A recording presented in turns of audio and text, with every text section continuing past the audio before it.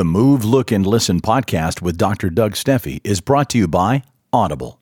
Get a free audiobook download and a 30-day free trial Audible membership at audibletrial.com/inbound. You'll find over 180,000 titles to choose from, including several books mentioned here in the podcast. Support the Move, Look, and Listen podcast by visiting audibletrial.com/inbound. If our two eyes are not working together well as a fast, synchronized team, our internal map quest continues to be off. It's consistently inconsistent with our ability to judge time and space. Those that don't feel well grounded, those that have some measure of anxiety, oftentimes it starts in the visual system. If you can't move, look, and listen in a fast, accurate, effortless, sustainable, age-appropriate, meaningful way, you're in a world of hurt.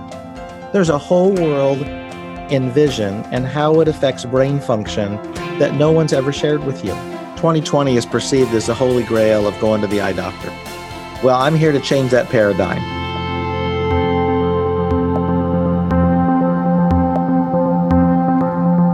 Welcome to episode 2 of the Move, Look, and Listen podcast with Dr. Doug Stephey. I'm Tim Edwards with the Inbound Podcasting Network and a client of Dr. Stephey's over the past couple of years. In our last episode, we got a chance to meet Dr. Stephey and get to know him personally and professionally, and to learn a little bit more about some of Dr. Stephey's unconventional methods that he practices at his optometry practice. And when we say unconventional methods, we mean when you visit Dr. Stephey, you're going to experience a session unlike you've had with any other optometrist.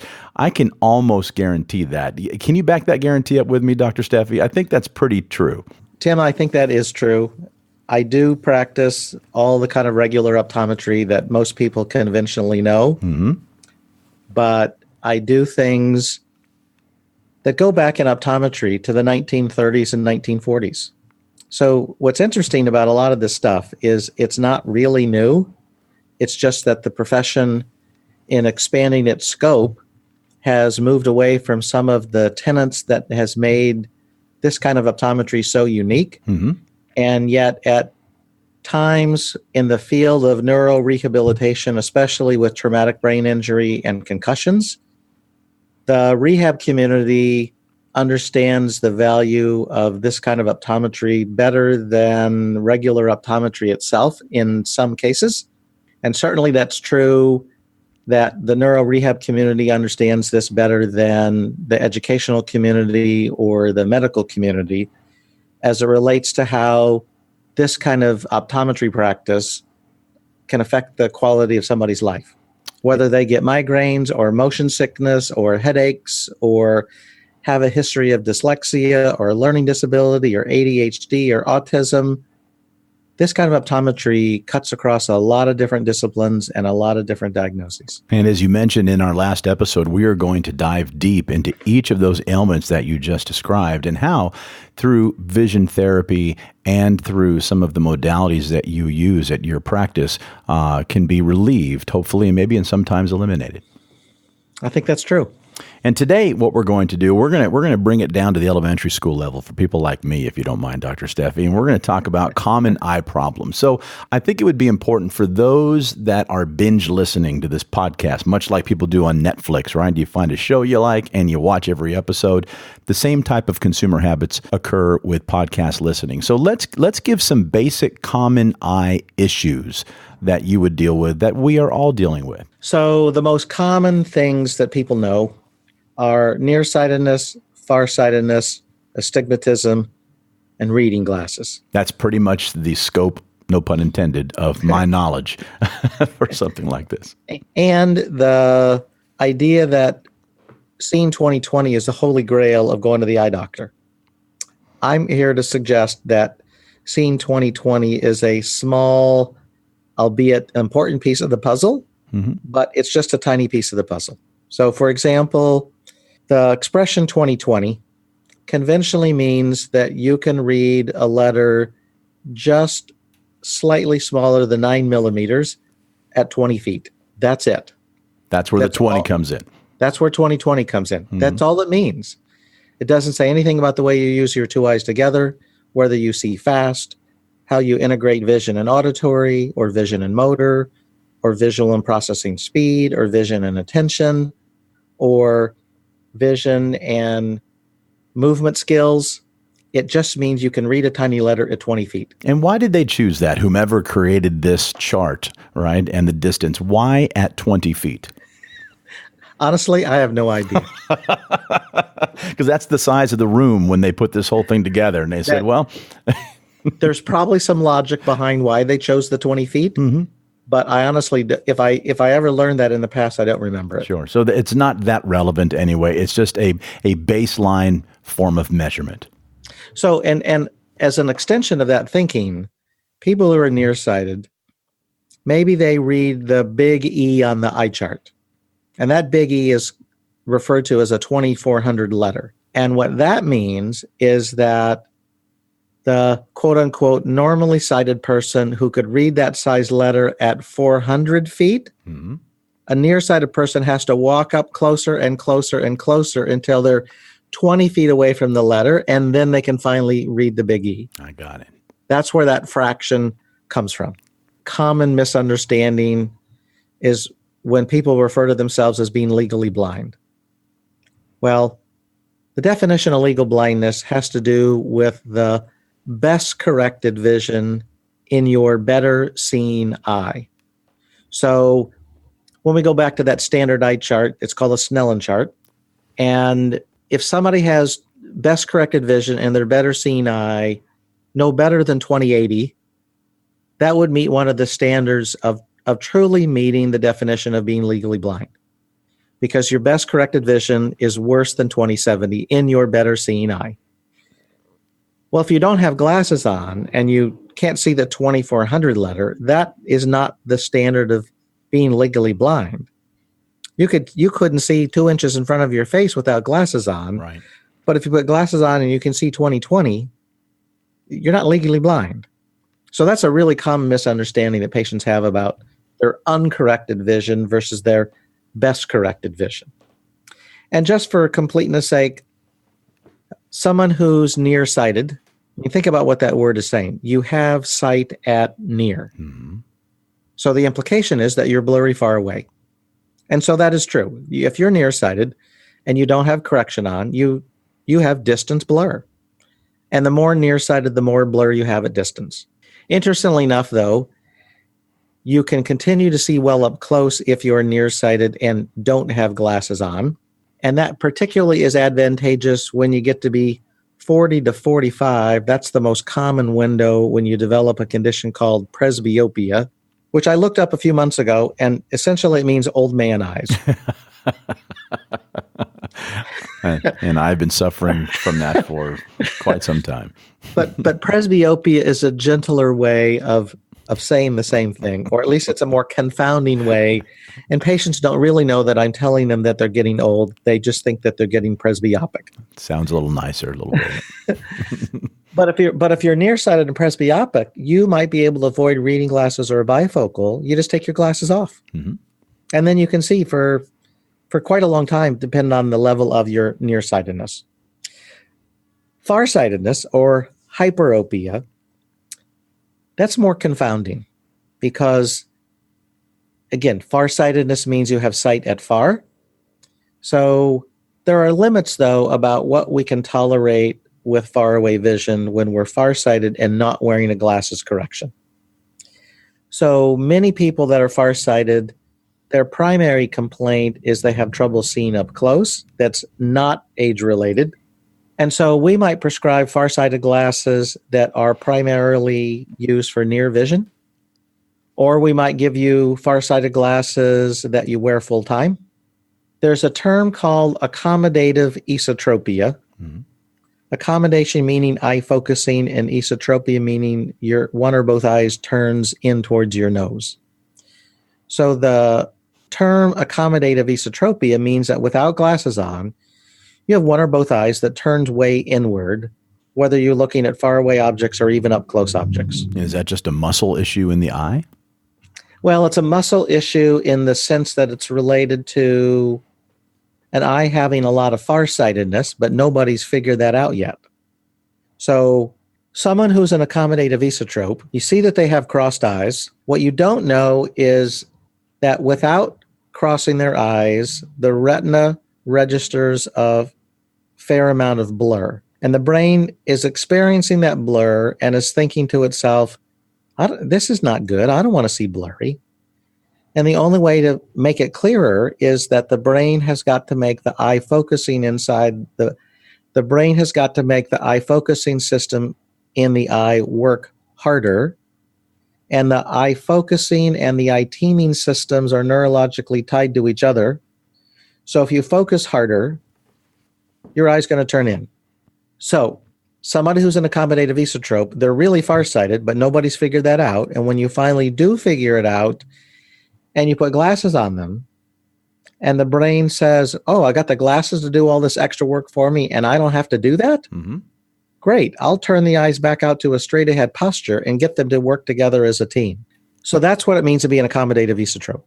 So is that different than a lazy eye? Yes. Yes. The simple answer to that is yes. Mm-hmm. So lazy eye, the common term that people know. Right. Amblyopia is the fancier term. And most of the things that we talk about, there's always exceptions to the rule. So typically, somebody who has a lazy eye, quote unquote, can see 20/20 in one eye and less than 20/20 in the other eye. Maybe it's 20/25, maybe it's 20/30, maybe it's 20/100, maybe it's 20/400. But you don't really know why they have that poor vision until you do a comprehensive exam and begin to figure out why these things are true. So in an accommodative esotrope, if there's an asymmetry in prescription between the two eyes, one eye's got little to no prescription, the other eye's got quite a bit of farsightedness, the farsighted eye that has not been wearing a correction is going to see blurry because the brain will take the path of least resistance. It will do whatever work it has to, but not any more than it has to. So if you can see 20/20 with one eye and it takes very little effort, the brain says, well, I'm not going to work that other eye because I'm seeing 20/20. That was my ultimate goal. I don't have to work the other eye harder, so I'm just going to let it be blurry.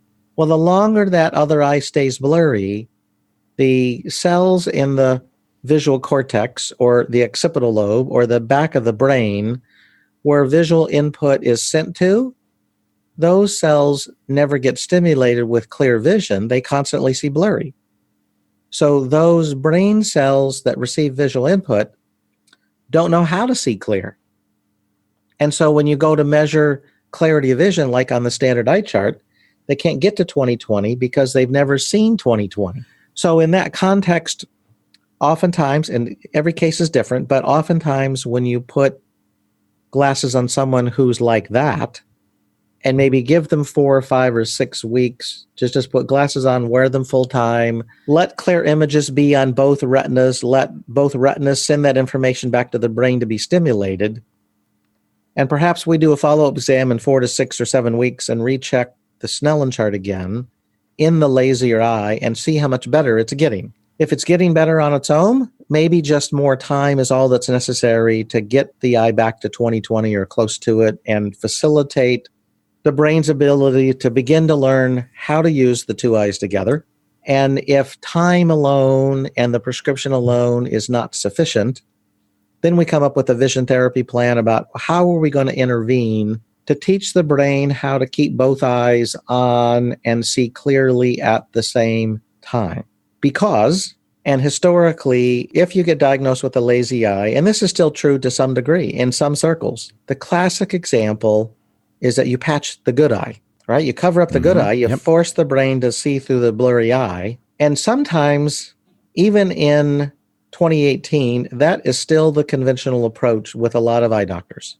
And I'm going to tell you that is woefully inadequate because it is true that when you patch the good eye, the brain will look through the other eye because it has no choice. Once you take the patch back off, the brain goes back to look through the quote-unquote good eye and turns the lazy eye back off. So this has never worked then? I wouldn't say it's never worked, but it has limited value because the ultimate goal and what's really necessary is to is the brain has to learn how to use the two eyes together as a team. Mhm. And you can't do that if you patch one of them. So the extension beyond patching, if patching is even necessary at all, is that you have to develop a vision therapy program where the brain is aware of what both eyes are doing, but that the brain is also aware that the two eyes are seeing different colors or different colored objects, or that the objects that the right eye and the left eye are seeing are polarized. So the right eye sees one polarized target, the left eye sees a different polarized target, so that if the brain doesn't keep both eyes on, one of the targets is going to disappear. Well, when you can see that happen and your brain says, hey, what the heck happened to that other object? Well, the brain's now got immediate real-time feedback to turn that eye back on. And that's the coup de grace in this whole thing. The brain's got to be aware that it has two channels and that it is supposed to learn how to use the two eyes together as an integrated team. That's why patching has limited value. And I got an email several days ago from a colleague of mine. This is crazy when I tell you this. It is a practice that has been done within the discipline of ophthalmology, who's big on patching, not so much the binocular vision piece, but big on patching. Mm-hmm. And if you're a kid who sees good in one eye and really poorly out of the other, and someone puts a patch on your good seeing eye, are you going to want to wear that patch? No. The answer is no. So you're going to take it off. Well, believe it or not, I've seen cases where an eye surgeon has actually sutured a patch onto somebody's face. Sutured? Sutured. Just so they cannot take it off no matter what. They have stitched it into their skin. That seems really egregious. Yeah. And the second one that's close to that is that they put elbow splints on the kids so they can't bend their arms. Oh, my goodness. Wow, that's like the cone that you put over a dog's head so it doesn't lick its wounds, right? When I read that email, I thought the exact same thing. That's terrible. That's archaic. Yeah, well, it seems pretty extreme. I don't know. I'd have to go back and read more about it and make my peace with whether or not it's ever necessary, and maybe it is. But those are two pretty extreme examples of what it means to patch. So we're going to take a short break, Dr. Stephey, and when we come back on the other side, give us a little insight as to what we can expect. When we come back on the other side of this, I'm going to talk a little bit about astigmatism. I'll talk a little bit more about presbyopia, and I'll talk a little bit about myopia control, because myopia is an out-of-control epidemic worldwide, and there's lots of research and lots of discussion being done about how do we control this. And why don't we also give some solutions as well, too, that they can find at your optometry practice. Sounds great. Welcome back to the Move, Look, and Listen podcast with Dr. Stephey. I'm Tim Edwards with the Inbound Podcasting Network, and today we're talking about common eye problems, getting a nice education on when you hear that somebody has astigmatism, which we're about to talk about, or what is presbyopia? Did I say it right? Presbyopia, yeah. And what's the other one? There's hyperopia, myopia, astigmatism, and presbyopia. I'll never be able to do that without it written down in front of me, unfortunately. After I listen to this a time or two, I will. Yeah. So why don't we pick up where we left off? Well, let's talk about astigmatism, because that's a common component of a lot of people's prescriptions. Mm-hmm. And I think there's some confusion about what it really means. So if you think about the shape of a basketball, it's got one radius of curvature. And that's typical of whether you're nearsighted or farsighted, meaning that when light focuses in front of or behind your retina to induce that blur, it's only got one focal point of blur. And that's to be implied by the shape of a basketball only having one curve. Mm-hmm. In contrast to a football, which has one radius of curvature from the long end to the other long end, and it's got a steeper radius of curvature around the center. Those two major curvatures are 90 degrees apart from each other, and each one has a different focal point. So with astigmatism, you've got two different blur points around your retina instead of a single blur point. So with myopia, you're primarily blurry at distance and have sight up close. With hyperopia, you're primarily blurry at close and have good vision far away. Unless you're really farsighted, then you have blur everywhere. And astigmatism, because you've got two blur points, you're blurry everywhere as well. Wow. So that's what astigmatism is. There's two different blur points, and we have to correct both of those blur points to give you clear vision. I've heard stigmatism my entire life, never knew that. You're talking about different blur points within each eyeball. Yes, Wow. That's right. And furthermore, there's something called the astigmatism axis. So if you think back to high school math class and you ever had to pull out a protractor, it's got degrees on it, right? From 0 to 180 degrees. And those degrees on that protractor make up part of your astigmatism prescription. And it's interesting to look at symmetry in the human body because most prescriptions that contain astigmatism are along the 180 degree line plus or minus 10 degrees. So like 170 to maybe 10 degrees, somewhere in that range. Or they're 90 degrees away from that. So now you're at axis 90 and maybe a common range from 80 to 100. That's pretty common with astigmatism prescriptions. And every once in a while you get an oddball prescription where it's at an oblique axis like 45 degrees or 135 degrees, not along the 180 or the 90 degree line.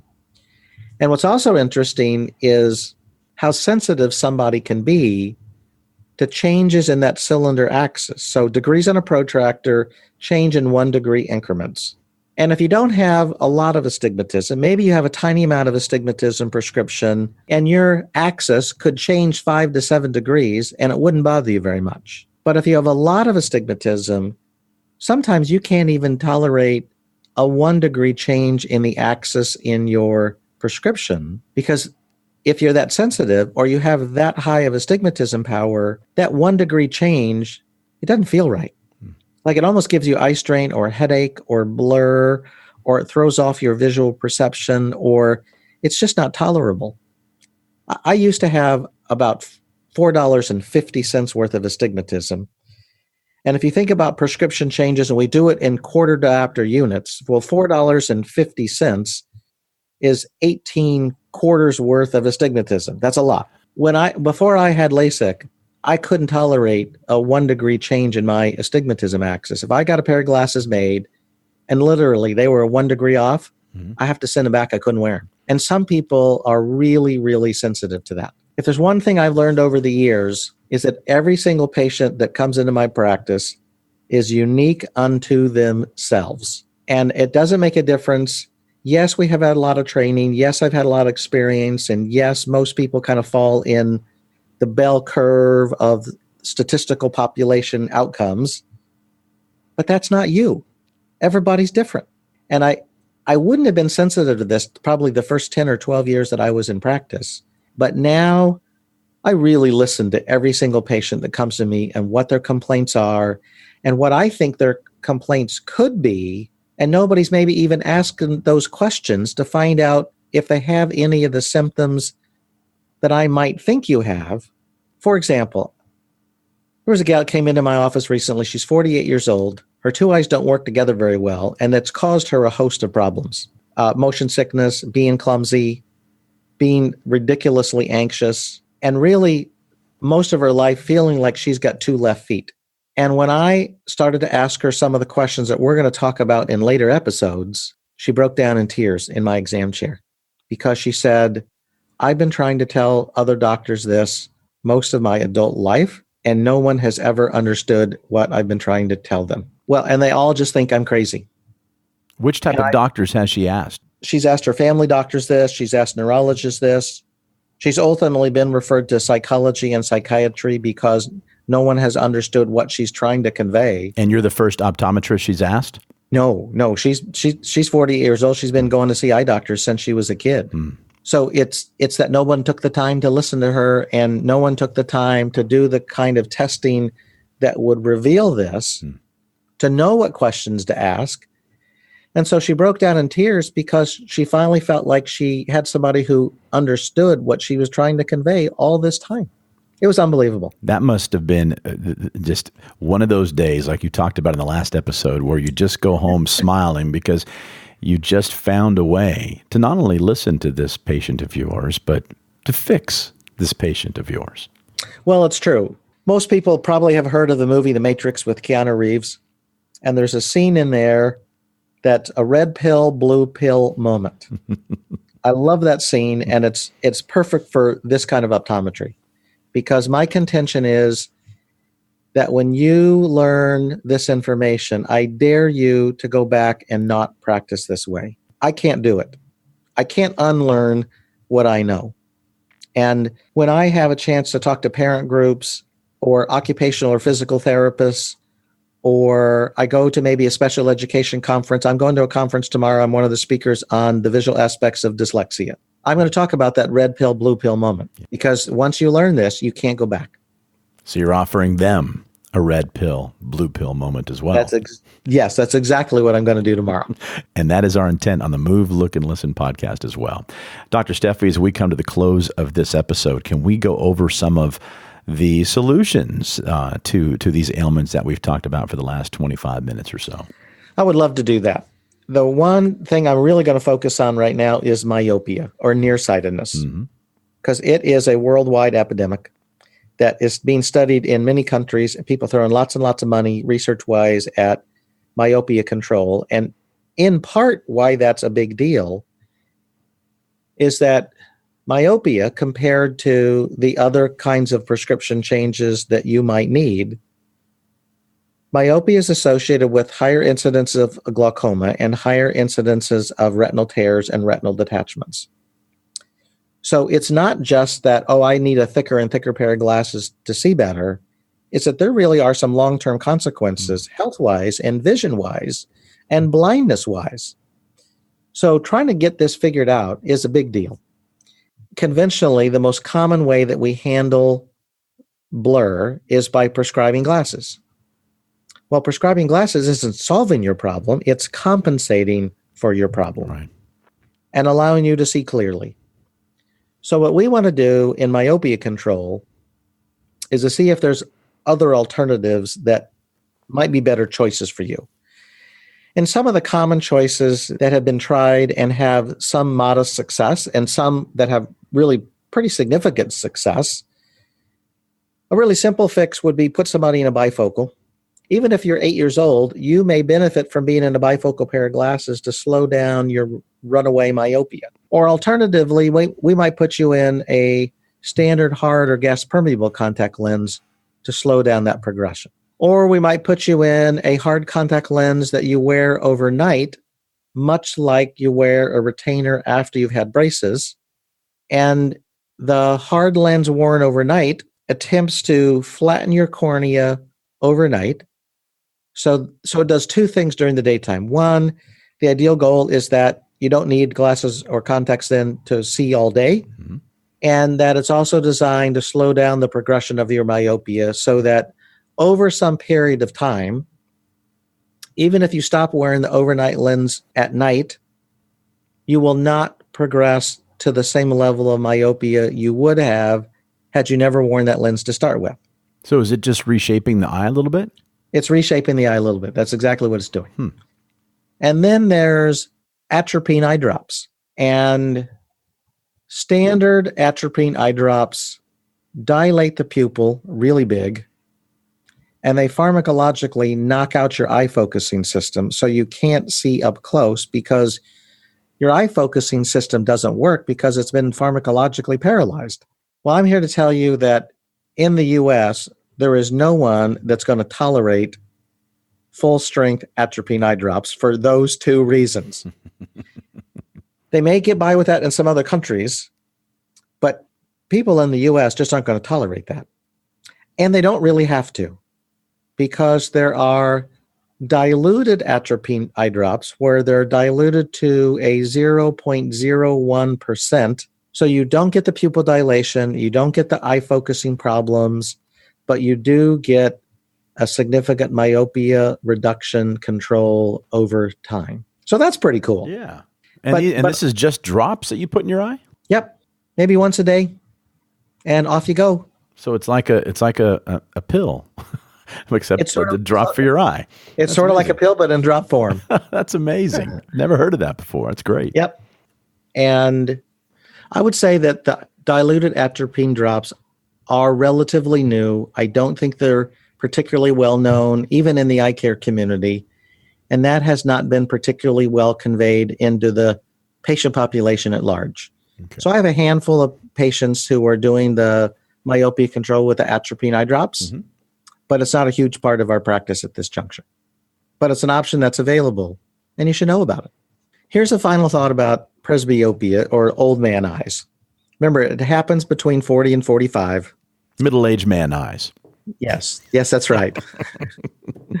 If you've been fortunate enough to have 20/20 vision at distance your whole life, I'm here to tell you, you feel cheated when you turn presbyopic. Absolutely. And it's like, what do you mean I need reading glasses? I've never needed glasses my whole life. And it grows subtle. I mean, it's not like overnight you can't see. It just seems to happen over some time, and you realize I am not functioning like I used to. It's terrible. It's exhausting, actually. That's a good point. It is exhausting. Even when you can see some degree of clarity, your brain has to work so hard to achieve that oftentimes those people can read without reading glasses initially, but they have trouble remembering what they're reading because their brain's working so hard to see. And that group is challenging because they typically don't want to wear glasses full time, and I certainly understand that. But then they're confronted with these choices. It's like, well, doc, how am I going to fix this? Well, I can give you reading glasses. Sounds great. But you're not going to be able to walk around in them. What do you mean? Well, they're just for reading. If you try to walk around in them, you're going to get dizzy and fall over. That's right. Well, yeah, but so what? Wait a minute. What are you telling me? Are you telling me you're going to use the B word? Yeah. I hear where you're going. Yeah, that's the other choice. the bifocals. Yes. That no young man wants to hear. No 45-year-old man wants to hear that. Like, what? You're saying I need a bifocal? I'm like, I know. Well, I didn't say that exactly. I implied it, but I didn't say it. Right. But then, a lot of men or a lot of people, basically, they don't want to see that line, but there's a solution to that. That line in their glasses that tells the world, I can't see up close without the aid. Yes. And so it looks like, I guess there's a stigma attached to that.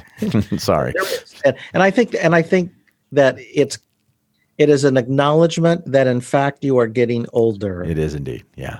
And it's nothing to do with really the wearing of it. It's that it's acknowledgement of your aging, and people are really resistant to that. Listen, I get it. I was that guy. I'm 51 now, and I just gave up. I just gave up. I need to be able to see.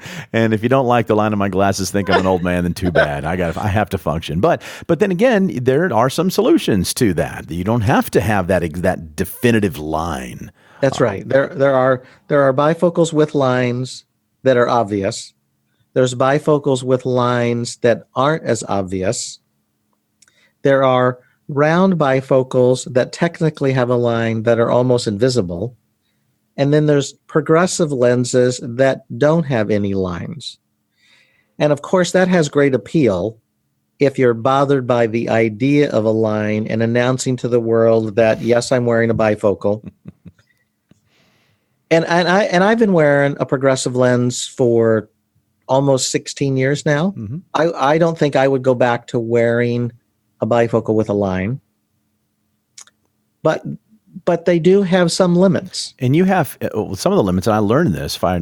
First of all, it takes some getting used to. It does. There's some adjustment to that transition. Well, there's an adjustment of getting used to any bifocal. Well, that is true. That is true. But it is also interesting because when I see patients that have trouble with the way their two eyes work together, if they have tried progressive lenses in the past and failed, it's usually not because they can't wear a progressive lens. It's because they can't adapt to the progressive lens because of the binocular vision problem that no one has told them about. So when you get a lot of motion and swim through the no-line portion of a progressive, well put. You can't tolerate that. But if nobody told you why you're getting so much swim, because your two eyes aren't working together in a coordinated manner, you just think that progressives aren't for you, and you don't know that they're really a viable option if we address this binocular vision piece. So there are options for those. There are options. There are options there. And you know what?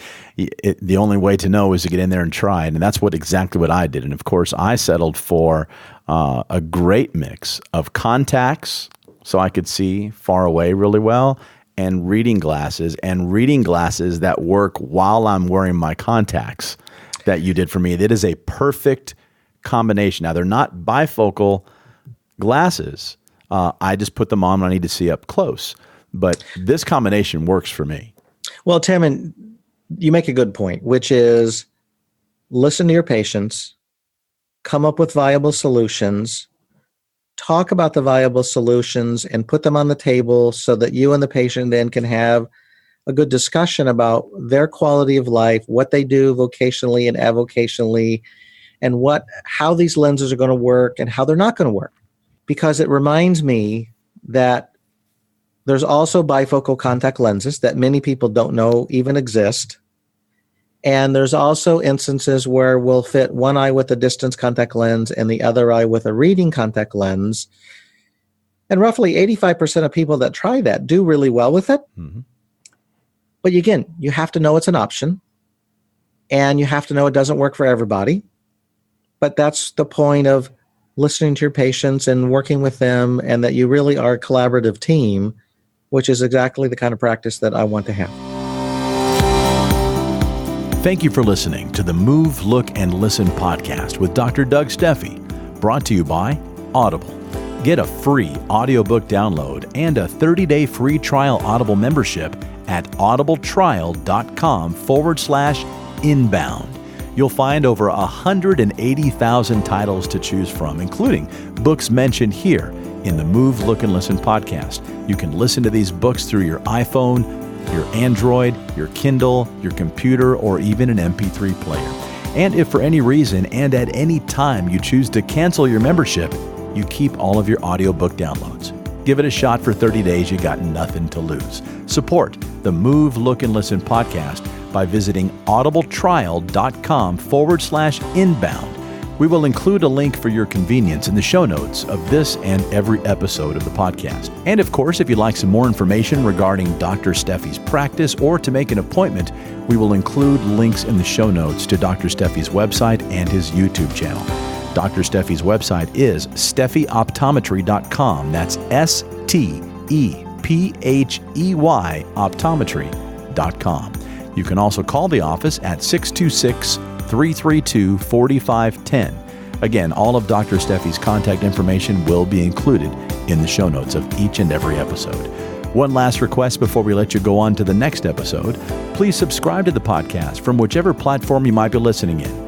Of course, it is free to subscribe, and it ensures that every time we post a new episode, you'll find it right there waiting for you to listen in your podcast app of choice. We really do appreciate you listening. And until next time, for Dr. Stephey of the Move, Look, and Listen podcast, I'm Tim Edwards with the Inbound Podcasting Network.